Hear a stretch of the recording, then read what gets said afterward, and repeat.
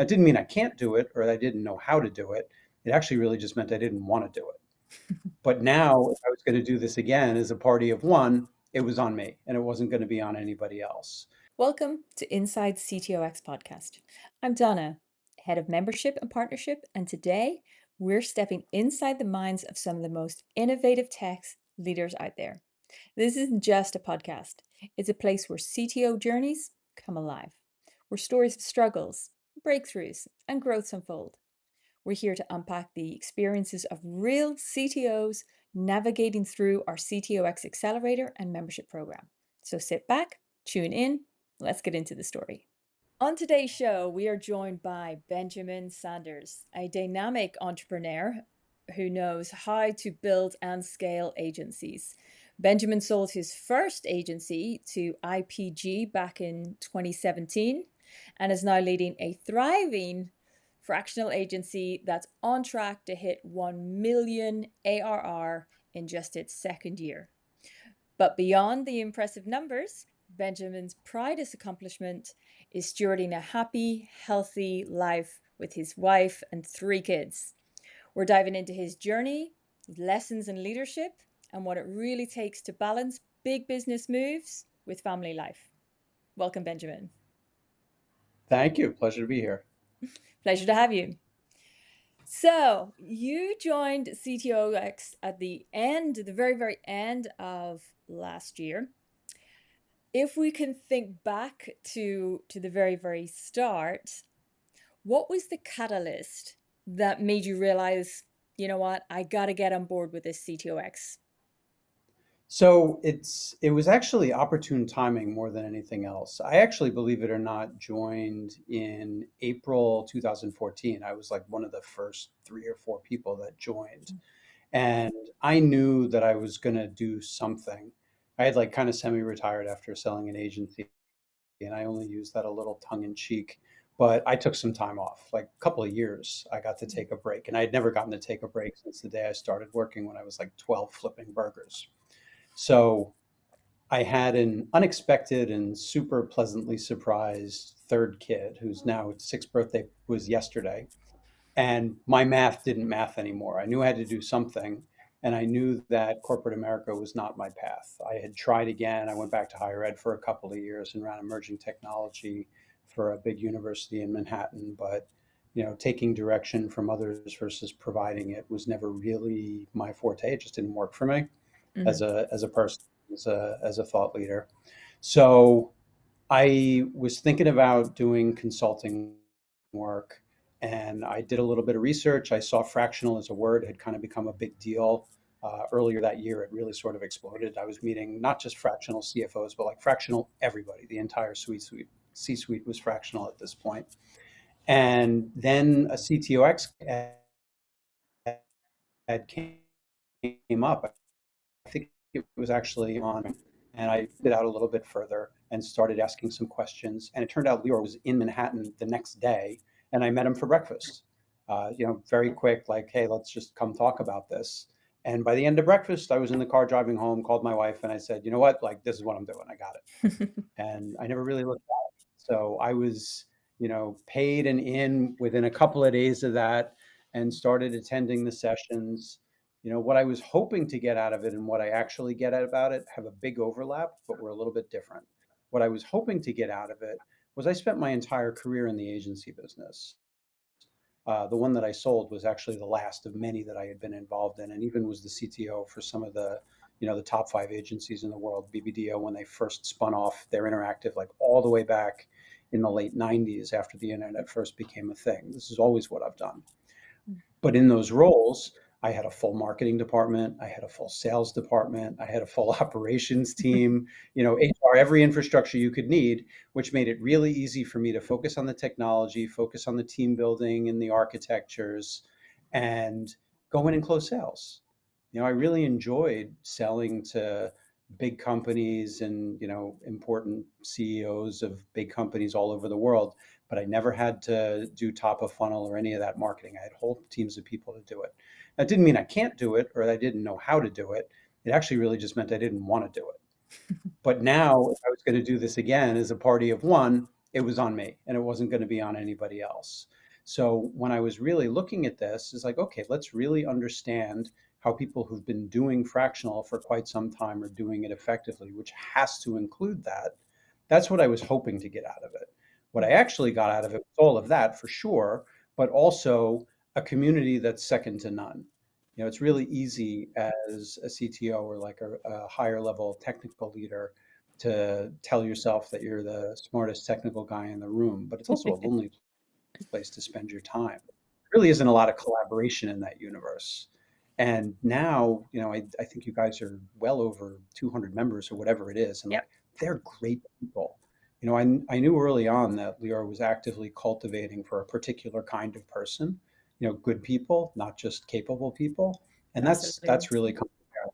Some of my favorite people that I talk to every week are people that I talk to on Slack or through CTOx community meets.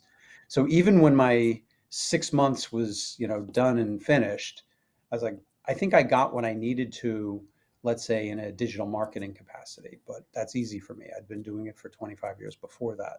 But there's no way I was going to let go of that community. And I still don't have any aspirations to do that. So, I'm still here and I'm still doing this and I'm still joining the Zooms and the links and all that kind of fun stuff. Yeah, we're happy to have you. You're a great asset to the program for sure.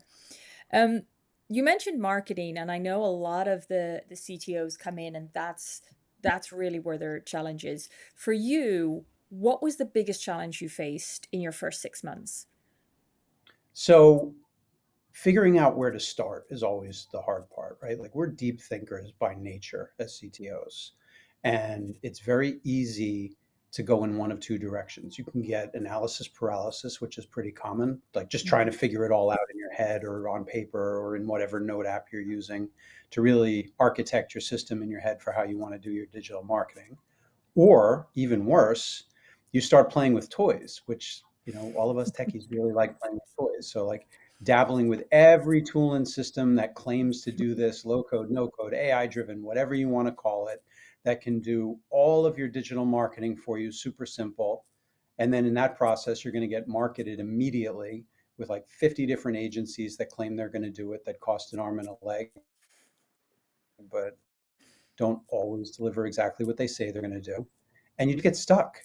And it happened to me too. I started doing this in April last year, and I probably spent 6 months doing that, both Mhm. trying to figure out what to do and trying to put together tools and systems to do it, and trying to like really architect my entire digital marketing funnel top to bottom. Mhm. And then I kind of had this moment later in the year. This probably was around November 2024, where I realized, and I knew this, but I reminded myself that the doing part is a lot more important than the planning part. Because if Mhm. you just put one foot in front of the other and actually do things, you'll figure it out. But if you get caught up in the loop of just trial and error and testing and playing, that becomes very self-defeating. So as an example, we have, weekly peer accountability groups. And I spend a lot of time on those phone calls talking to my particular peer group, which progressively grows. It's quite a few people at this point. And it's always the same thing. One foot in front of the other. The doing is more important. Like I could build an entire CRM and I could worry about that. Or I could spend weeks architecting my perfect LinkedIn outreach messaging, and I could spend a couple of weeks. Or I could take a notepad and I could just write something down, and the notepad can be my CRM. Here's what's active, here's what's pending, prospects, hot leads, dead leads, follow up timelines, and just do it. Like just actually get started. And it turned out also like the messaging that I have is not super customized, but it's very specific to me, right? It's like, here's who I am, here's what I do. That's it. Like, let's just be friends, let's connect. And I don't ask for anything on those calls. And then the follow ups, if they do connect, it's okay, here's a little bit more about what I do. Let's talk about that. If there's any way that I can help you with anything you need, like, let's talk. Here's a link. Super simple call to action. And that's been incredibly effective. Like once I turned on that, my business went from one client to about 11 clients in the span of 6 months. And it's like, okay. So now I have a whole different set of problems, which is how the hell do you manage 11 accounts at the same time? So I've gotten into that second phase of, a well-known agency problem where you take on all the good work that you want to be doing, and then you build out the middle layers and Hmm. the team that can help execute on that without getting buried in 80-hour work weeks. So I spend a lot of time figuring that part out right now, but the model works. And the biggest value proposition in having done CTOX, at least for me, was it was an activator. It was an accelerant, right? It's not telling me things specific to me because I come from digital advertising that I might Hmm. not have known, but the synthesis and the progression of it is all there. The people that you can collaborate and discuss these things if you get stuck, or just, hey, what do you think about this kind of stuff, is all there. And it went from 0 to 100. And I got to figure if I did this the other way, I'd probably, in my best case, maybe be half where I am right now, because I would have spent a lot more time doing what I'm prone to do, which is just dabbling and playing with cool things that I like playing with. But this is very, very tactically business focused. It's all profit driven. So that that works.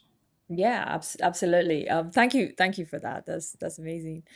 So looking back at your journey, what surprised you the most about your personal growth? So we've talked a little bit about the business. Personally, what's been the biggest surprise? That's a fun one for me. I always grew up, as many engineers do, identifying as more of an introverted personality.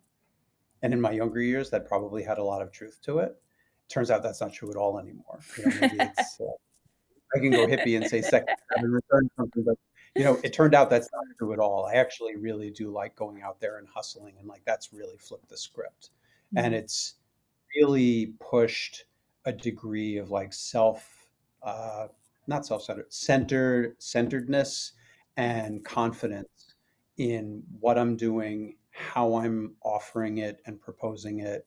And, at a very quick inflection point, after the first couple of clients are under your belt, like there are accounts that I really do want to work with because I like what they're doing, but I'm not beholden to any of those to be able to feed my family, or, I'm in the beaches in South Turkey right now, mhm, and none of that has a dependency on whether anybody said yes or no anymore. So mm, then again, that reinforces, obviously the messaging is right. I'm selling the right thing at the right time for the right people. I mhm, really enjoy that a lot of the people that I deal with, it turns out I like my clients. They're nice people. That's a big one. I took that straight out of the CTOX playbook. Like, I don't want to work for people I don't like. I learned that lesson on my very first account when you guys passed one over, and a month mhm. in, I met a very different person than the one that I signed up. It's a famous CTOX story as they go. Yeah, it happens. It happens. Um, that's great. Thank you for that.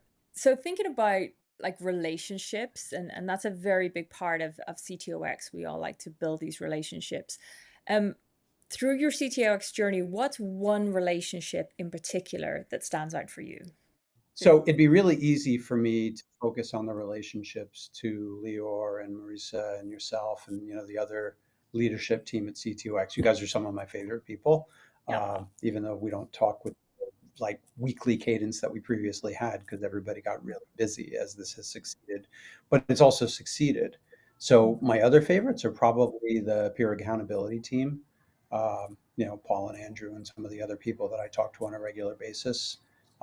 It's been really like very deeply satisfying to me to be able to share the way in which I pushed this forward, because as we were talking about, some people are much more prone to overthinking their problems. And my approach across the board has always been elegant simplicity in the way you approach your work. Mhm, Like, let's find what works and do that. It doesn't have to be overly complicated. mhm, And after many, many conversations, in some cases, we're talking about people who were like ready to pull the plug and go back to corporate America, and instead have moved in the direction of 6 months later, like a pretty thriving practice unto themselves. So I love helping people. I always did. mhm. It's a great vehicle for it. And I know you guys know this, but I get to enjoy some of that myself. Oh, that's so nice. So nice to hear that. How important is accountability and the peer progress group within the journey of C2X? So I think for the vast majority of the people that I've met in that program, it's pretty critical. It's a must do, in my opinion. Mm, Now, I also say that where I don't find it a must have in like, I'm not going to get up and do the work that I'm going to do personally with or without it, because I've always been incredibly self directed. Like, I was just built that way. But mm. most people really do benefit. And even I do really benefit from the weekly check ins. I can make some commitments really at the end of the day to myself and then make sure that I live up to those. Good, good, good. Yeah, accountability is one thing that I really push for in CTOX because we can't run your company for you. Like you really got to go out, and as you say, you just got to do it, like step by step. If you could share one piece of advice that you learned through your participation in the accelerator, but that you'll carry forward forever. I really I can't say that it's a single concise soundbite that I could share, but there's a concept really is a CTOX philosophy, and I'm going to go with that instead, right? Sure. So fundamentally, this is an investment in yourself. It's very easy. People are very tuned by the world that we live in these days to spend money on all kinds of things. You can buy a car, you can buy a house, you can buy a toy, you can buy a laptop. Like the list is endless and it comes at you. You don't even have to go find it. But sometimes it almost feels like an alien concept to take a similar amount of time, money in making sure that you have everything that you need to be the best version of yourself. Hmm. And more than that, this is a CTO thing or otherwise, I really did find and do find that the entire program is set up to help people become the best versions of themselves. This is just one particular expression of it. But once you figure out how to do that, you can apply it anywhere. You can apply it to your life. You can apply it to your relationships with your wife and your kids. You can apply it to anything. Very true. Very true. Good advice. I like that. And where do you see yourself in 12 months? 12 months from now, thanks to your experience here at C2X. So 12 months out, I definitely will be doing exactly what I'm doing now, but with, a much deeper bench. So my time commitment right now is kind of at the upper end of what I'd like it to be because hiring people and training people to do very particular things for particular clients is itself more work. So I'm in the more work phase of more work. A year from now, I expect this business will be twice the size that it is right now. I expect I'll have twice as many people working within my organization as I do right now. And then hopefully my time commitment will go back down a little bit. Now, Nice. I would also say 4 years out, that might still be true. I'm really aiming this as a model that'll like theoretically double every year, and I have no reason that it couldn't. Thereafter, exit. The goal is Hmm. to put absolutely everything that I have into this right now because when I'm done, I plan on being done, once and for all. And like I had that exit once before, it's a good feeling, but life circumstance and all that kind of stuff, it really ate that. It took it all. It's like I had a previous marriage and an older kid that I really to get out of a situation that for him personally needed to evolve. So I put all of it into that. Uh, the common theme there is I tend to put all of it into anything that I do. But 5 years out, I'd like to exit and like go buy a place on the beach and just hang out with my family. Like that sounds pretty good to me. Yeah, just chill out on the beach. I love it. I love it. That's an awesome, Well, we'll awesome see how thing to much look chill forward to. Chilling. we'll find something sore, but Just start another startup. every time I say I'm not going to go back into the agency business, I've done this like 5 times. I Yeah, always end famous up back last in the words. Yeah. yeah, something very satisfying about it. My wife asks sometimes, like, how do you multitask like that? Just context switch between so many different kinds of work. Because Mm, also very unique, I think, amongst the CTOX journey. You guys advocate, and I think this is partly a marketing and just simplicity of understanding what you're trying to do, mm, going into a very granular niche. And I went the exact opposite direction of that. After all these years as an agency guy, is like, I can't go niche, but I can go big. Mm, So I've got, 11 different clients right now in 11 different verticals. It's just, that was for me. One or mhm. two of them actually have started to double up in like ad tech and advertising, and that kind of makes sense because I've done a lot of that, but I can't imagine doing it differently. What works for I you? This is what it's all about. It's figuring out, like taking our framework and then applying it to you. It's not cookie cutter. Everybody's got to find Mhm. their own journey, which is so interesting to see all the multiple different journeys in the CTOs across the program. Yep. So, Yeah, that's actually one of the things I really loved about that program is that when you figure it out, you really can make it bespoke to you. mhm, absolutely. And now for our final segment. Now, Benjamin Okay. doesn't know You anything promised about me a this. I haven't told question. anybody. Okay, we're gonna do something a bit special. I'm gonna Okay. ask ChatGPT live right here for a thought-provoking, timely question, completely generated on the spot. Okay, and you have to answer it. Sounds So fun. here we go. Hello, ChatGPT. Okay, we love a bit of spontaneity, so we thought who better to challenge us than AI? What question would you like to ask a fractional CTO at this exact moment in time? From ChatGPT, in a world where startups can assemble entire tech stacks in hours without writing a single line of code, what's the next big existential risk for the CTO role that no one in the boardroom is talking about? So I don't know if nobody in the boardroom is talking about it, but I know only some of the CTOs are talking about it. So I think of this in an analogy going all the way back to when I first got my hands on a keyboard at 7 years old, right? I've been programming since I was 7. And I've asked myself this question 100 times since then. If you can build anything that you want to build, what do you want to build? Now, for me, that answer is companies, right? It's not, I want to build some SaaS platform or I want to build some app. Those all happen. But fundamentally, I enjoy building businesses. Sometimes they're my businesses. As a fractional, they tend to be other people's businesses. But the goal is to create, right? To 10x. That's our favorite metaphor. Now, as a fractional, I think of all of these AI tools, and I've been in AI for like 9 years, so long before ChatGPT made it popular. I think of these tools as upper mid-level employees. And that means that you need to communicate with them that way. It's not just, hey, ChatGPT, give me this SaaS platform and it's going to do the whole thing for you, soup to nuts, because it's not. But our skill sets are changing. So if they can build you an entire stack with like Replit or Lovable or one of the other half a dozen stacks out there that do it, or Claude Code, I mean, there are so many of these, it's hard to even stay abreast of them. But in Mhm. all of those, they'll do the code for you.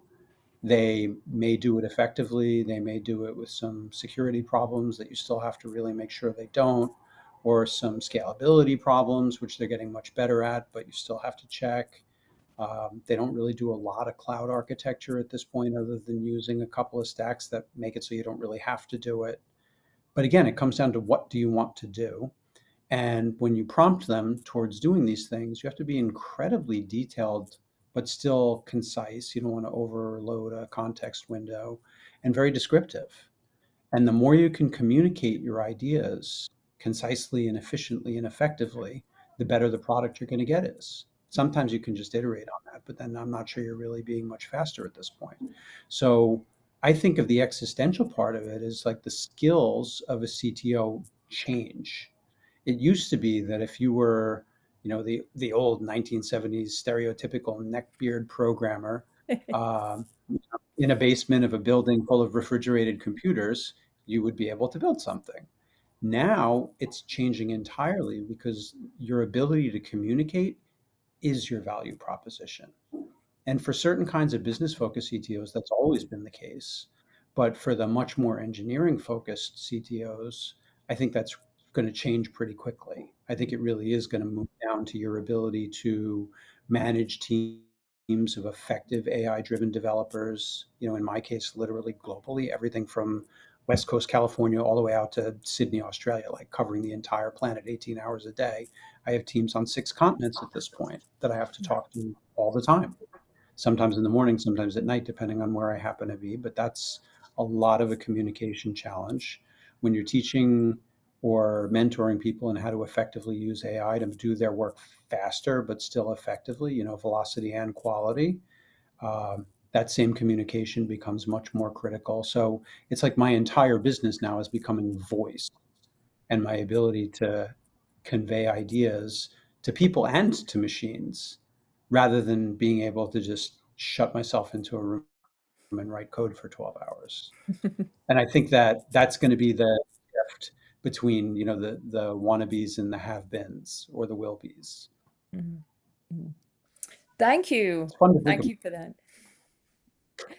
Yeah, it's going to be an interesting future. That's for sure. That's for sure. Benjamin Sanders, thank you so much for sharing your journey and your insights today. We really appreciate you. We love you here at CTOx. Thank you for everything you do. And you're such a great member. We really, really value your participation. It Thanks is so much. my pleasure to know you all. Thank you much. Stories, experiences, and advice you hear today are incredibly valuable, not just for CTOs, but for the broader tech community and leaders. To our listeners, thanks for tuning in to Inside CTOx. Don't forget to follow us on social media, tag us, and share your favorite insights from the episode. We love hearing your feedback. Make sure to subscribe and check in again for our next episode, where we'll continue to explore the stories behind the tech leaders shaping the future. Until next time.